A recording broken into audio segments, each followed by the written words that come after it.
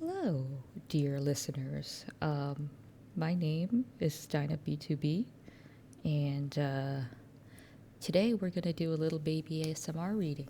Um, so, the last two times I talked about random things in my life, um, but this time I wanted to read something because I think that's a very soothing way to go to sleep. I sometimes listen to audiobooks to go to sleep or videos. Um, I like to listen to John Oliver when I go to sleep because those videos don't usually have ad breaks. um, but today I was thinking about it, and I think methinks that today is going to be a little experimentation. So I wanted to read something I wrote. Um, some of you may know I wrote a thesis about VTubers. And I like to rub it in everyone's face because there's not a lot of those papers out there at the moment. Um, I'm also very proud of it. Um, it's 110 pages with citations, and all those the breaks and stuff. But I thought it would be nice to read my abstract and my introduction, because I figure by the time I get through those two, um, at least someone's going to be asleep. And that is the goal of these videos, is for relaxing and falling asleep too. Um, I don't have any other audio just because I don't want any other distractions. Um, so um, I'm listening to rainymood.com if you want to hear some rain.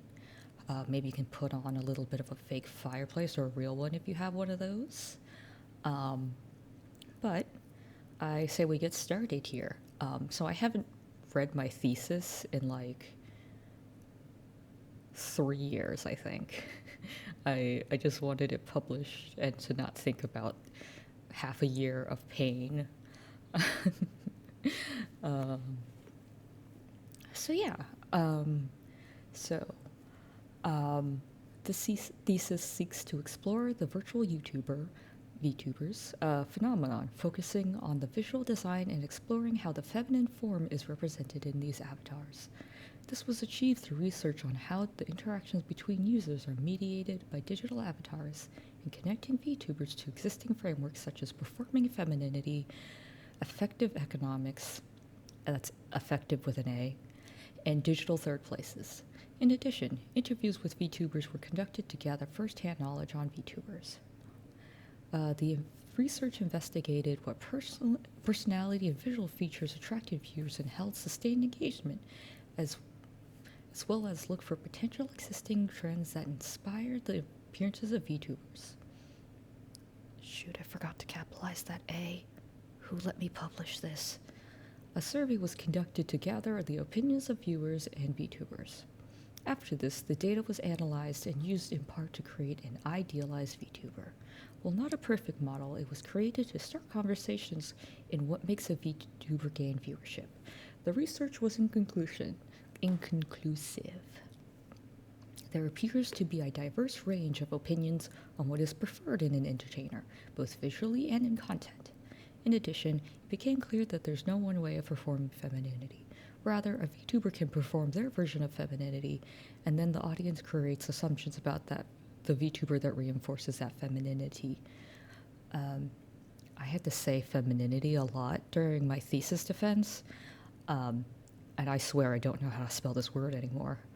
The survey indicated that there may be a connection to having a likable personality and being popular, but what type of personality does well is inclusive. What can assist is being successful in having a model that has distinct eyes that catch viewers' attention, and then surrounding those eyes with expressions. There appeared to be no indication that existing trends inspired appearances with VTubers. The responses to the surveys varied widely, indicating that self-expression was more important than following a particular trend. Maybe this is something we can... I don't remember if I read this in my introduction, but I used Japanese idol culture, um, Vocaloids, um, and I think those are the two, and then like cuteness in like games and how people interact with like Twitch and streaming platforms to kind of build this understanding. So I was kind of seeing that there was this connection of like VTubing and idol community, which I think makes a lot of sense since Kizna Ai, she was very, I would say, idol-like, and she was the one that started off, even though it was not her that was the first VTuber. And I don't. I just wanted to point that out. I feel like this is now that I have more language to talk about this stuff, I really think I could really like expand on my thesis. But anyway, on to my introduction. This research will explore the growing entertainment field of virtual YouTubers, VTubers, and focus on analyzing popular visual themes and personas used by these creators. The portmanteau VTuber, I felt very clever using that word, I'm not gonna lie, was created by the first VTuber streaming on YouTube. However, the field has grown and as such, the term includes streamers on any streaming site, including Twitch and Bilibili, and all the other ones.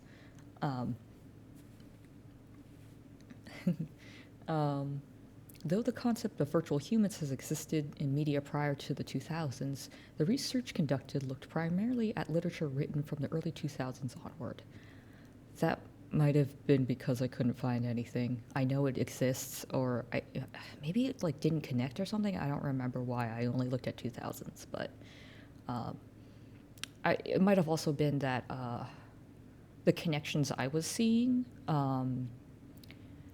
it happened when there was more like the globalization. I don't want to talk about out of my ass, but the globalization and like the internet making us aware of like other concepts and stuff. Because like, if I'm being honest, I don't know if Americans would have come up with VTubers, or if they did, they would not be as cute. I'm gonna say that here and now.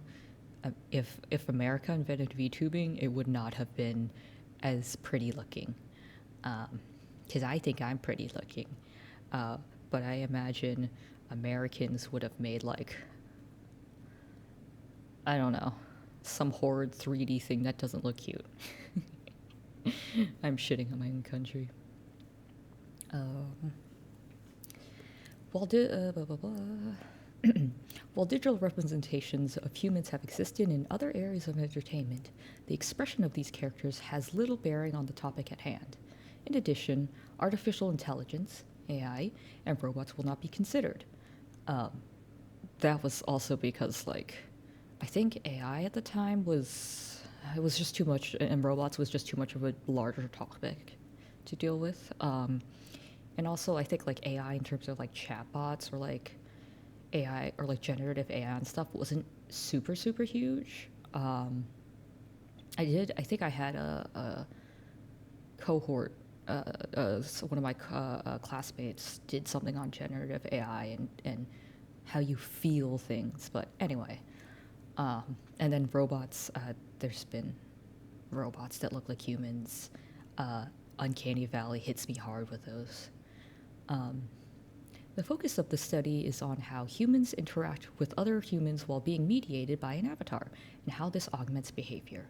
AI is the interaction of humans and computer.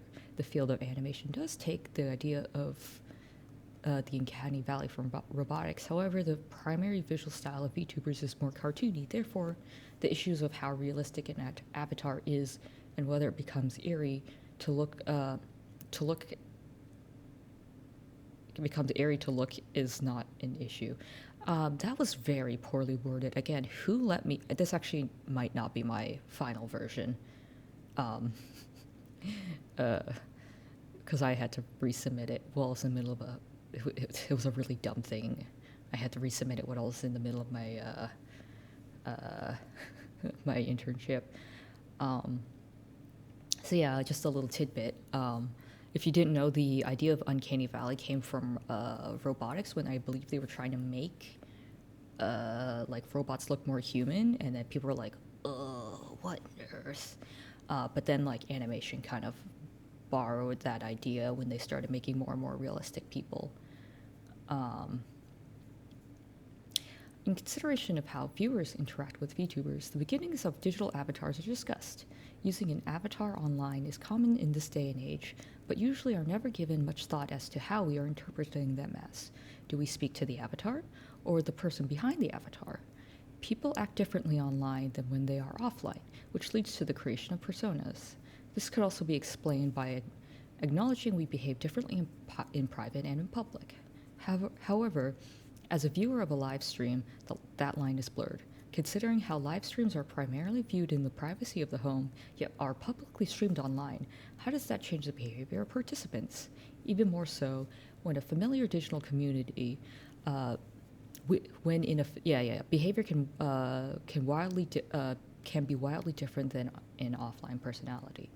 I really wish I had more time to discuss this because I thought it was really interesting about the idea of like if you're watching an IRL streamer, you're interacting with them and they're like streaming persona, and you're seeing their face. But then like if you're using an avatar, you as the viewer are interacting with that avatar personality as well as that person who created this personality. So it's like an extra layer on the interaction sandwich, so to speak.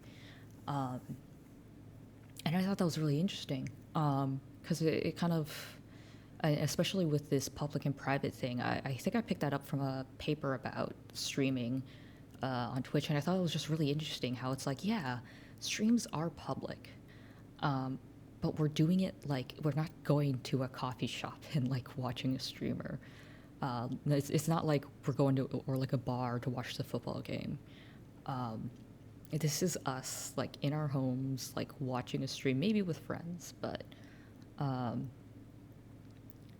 so like, are we using what persona are we using? Both the streamer and the person streaming. Yeah, the viewer and the streamer. Yeah. I think I might have touched on parasocial relationships, but that wasn't super into what I was looking for. I'm more interested in like interactions between like really dissecting that relationship between viewer and streamer, and like how we are doing that thing. It's really it's hard to explain digital media sometimes, and it's also a little bit sociological. But anyway, Japanese idol culture, as well as the voice synthesizing voice banks, Vocaloids, are discussed as a means to analyze how VTubers are seen and portrayed. Idols are created with the idea of lack of being the driving factor supporting them emotionally and monetarily.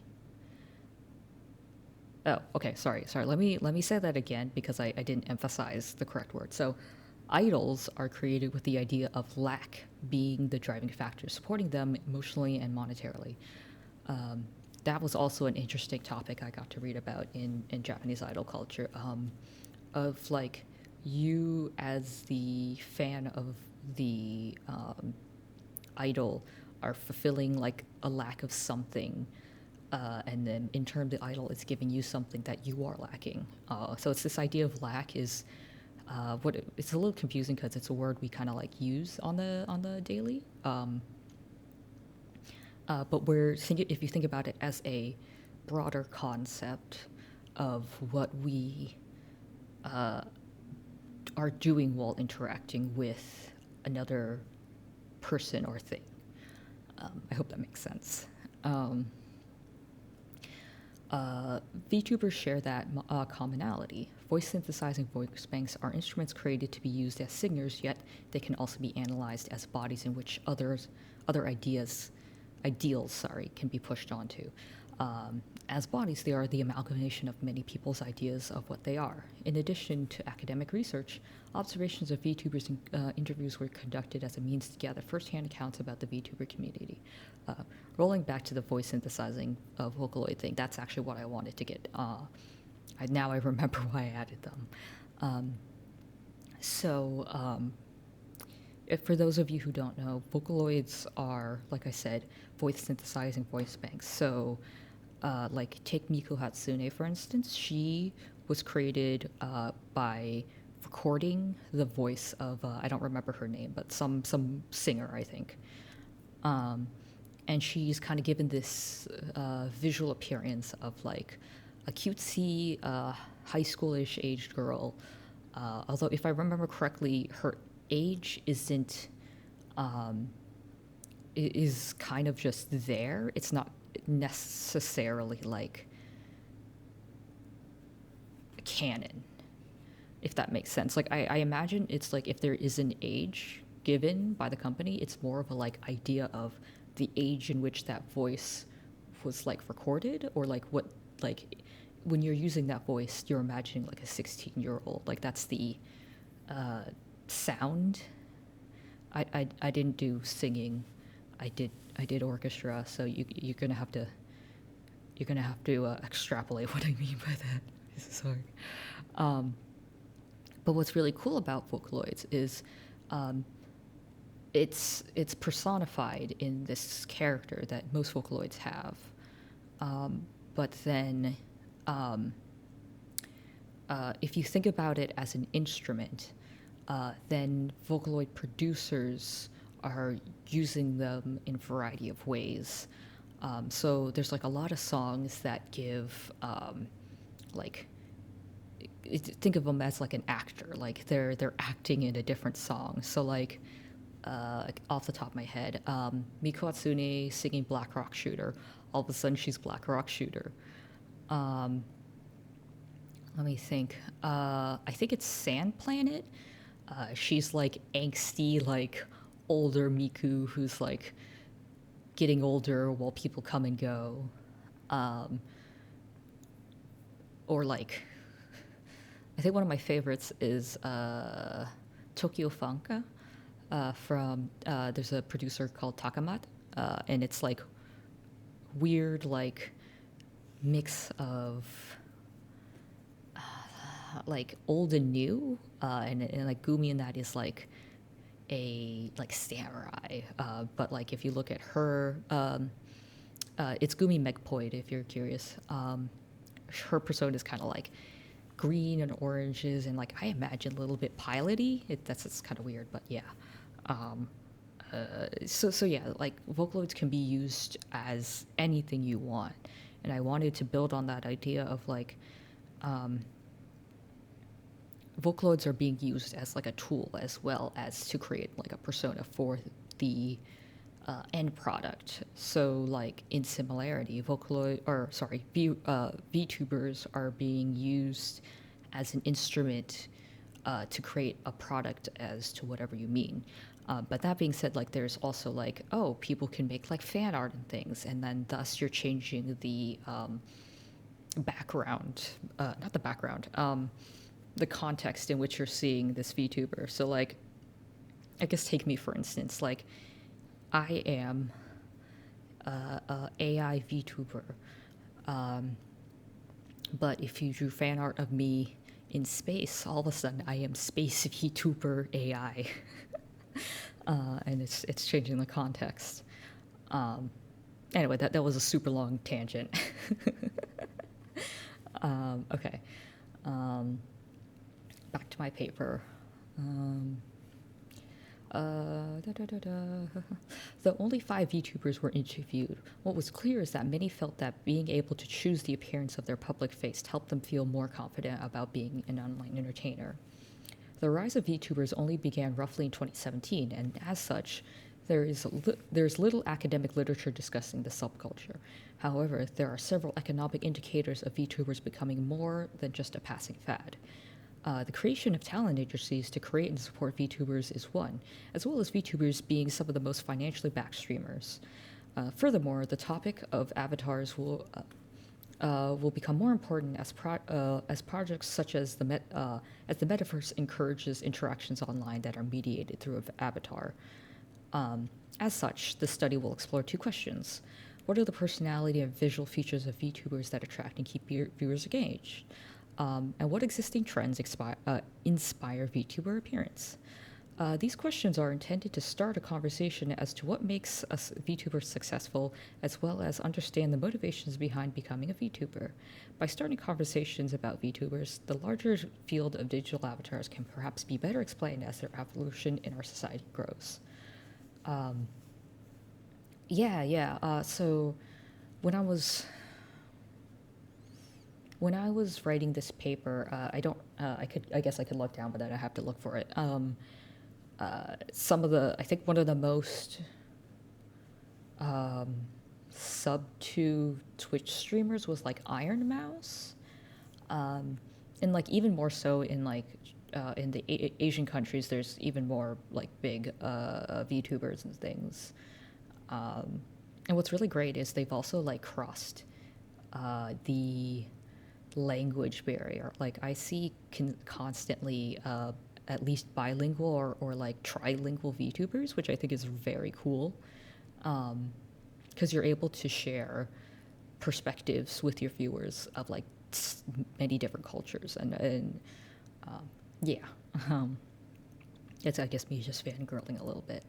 Also, I wanted to, in case anyone was a little confused, when I said, furthermore, the topics of avatars will become more important as projects such as the metaverse encourage interactions online that are mediated through an avatar. So in case you have an empty brain like I do, when I said like mediated through an avatar, that's the same thing of like you know how people are different online than they are in real life. Like you can be a troll on Reddit, but then IRL, like you can't stand up for yourself kind of thing, or you don't speak up. It's kind of like that. We are not interacting face to face, but at the same time we kind of are. And I believe the metaverse was growing around this time. I haven't checked in on like crypto and NFTs and stuff in a hot minute. I've been focused on some other topics, but that's kind of what, like, that's what I meant by like mediated, as in like it's like the barrier in which between two humans are interacting. I think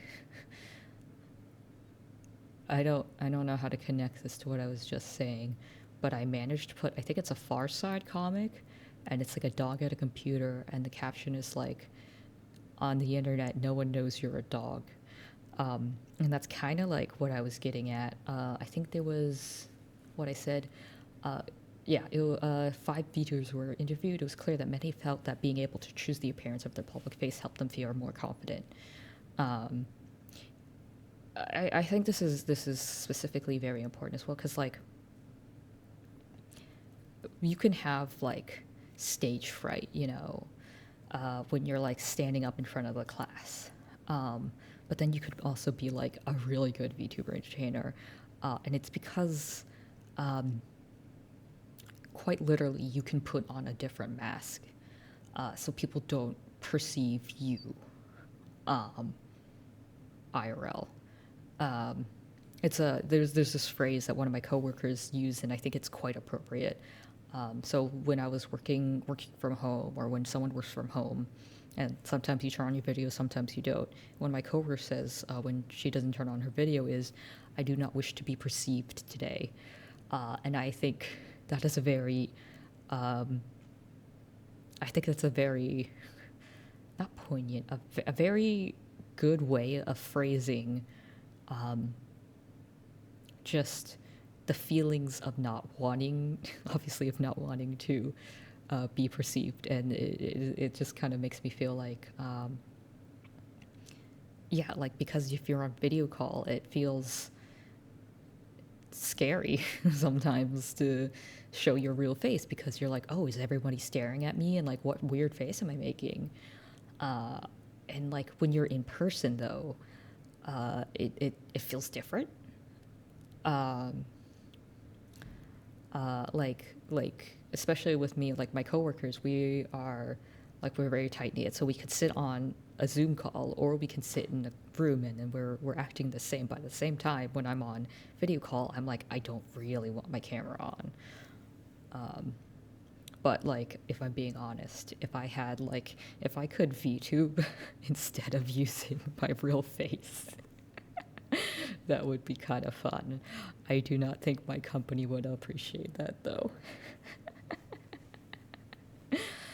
Um, but yeah, I think it's VTubing especially is very important. I think of being able to choose their public face, because like there's YouTubers or like streamers in general. People make online content that don't show their face, but then there's like an additional barrier of like, oh well, people are like speculating what you look like, or like there's a certain amount of like less trust perhaps, especially this day and age of like AI generated content. It's like, are you really human? I guess you could argue the same with VTubers though, because how do you know I'm not an AI? I could just have a really convincing voice. um, and I would say argue my art is questionable enough that you could be like, did an AI make this? Where's that sixth finger? um, but yeah, and then like being able to see someone's face, like when they're playing a game or something, that feels better than like only hearing someone going like, yes, so yeah, I don't know where I was going with that. Um, just really in general, I wish there was more time for me to have like researched a lot in it. During my thesis, I was feeling incredibly frustrated by my lack of knowledge to like put puzzle pieces together, because there's a lot of like different sociological and like psychological things going on, and like also like there's a financial gain to this and people are actually taking it seriously. Like, um, I could have just sworn I saw on like Twitter or something that like some hollow livers were like advertising vapes, uh, and you bet your bottom dollar that that is selling them. I'm not condoning it, but I'm saying it's selling them. um, yeah, that's kind of crazy. And there's also like Miku Hatsune. This is just a random tangent. Miku Hatsune selling dominoes in Japan. Delightful. Uh, yeah. Um, I'm super passionate about this. I wish I had more time. Um, and I've been given I've been blessed, uh, if to have been able to like have people email me and talk to me about like, oh, can I have your paper so I can write a paper, or like, oh, I was also uh, uh, writing a paper about like VTubers and stuff. I think it was another person who did it for their master's degree, and I was like, oh, that's really cool. Um, yeah, I'm just super excited to see where VTubers go. Um, like it's crazy. Like it showed up like I think 20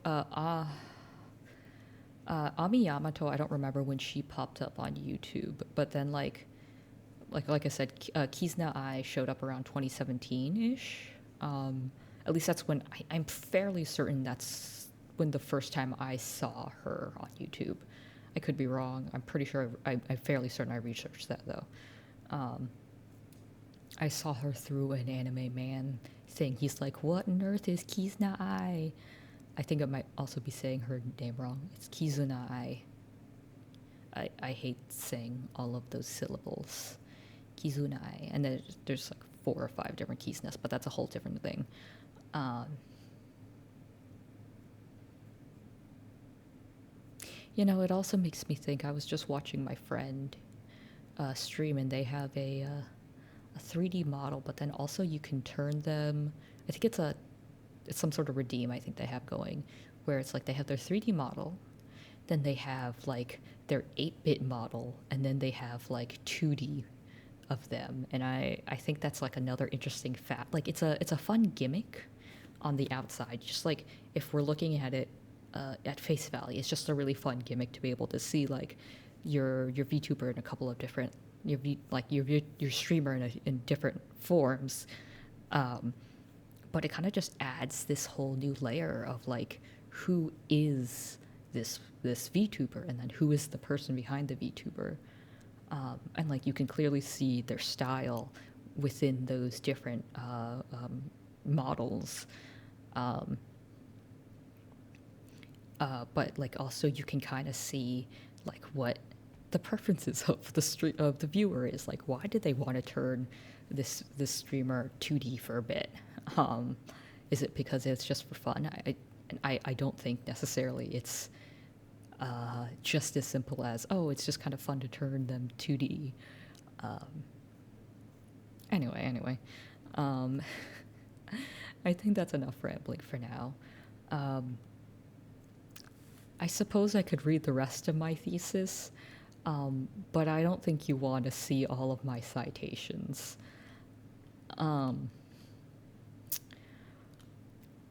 We'll find the next topic of reading once I figure it out. But until then, I hope you enjoyed this reading of my thesis that I spent too long on, or maybe too little on. I hope you sleep well. I hope this was relaxing, and maybe you learned something new, or maybe you were completely tuning me out. I don't really mind either way. I just hope you enjoyed listening to me talking. And until next time, this is Dyna B2B signing off. I wish I could dab right now.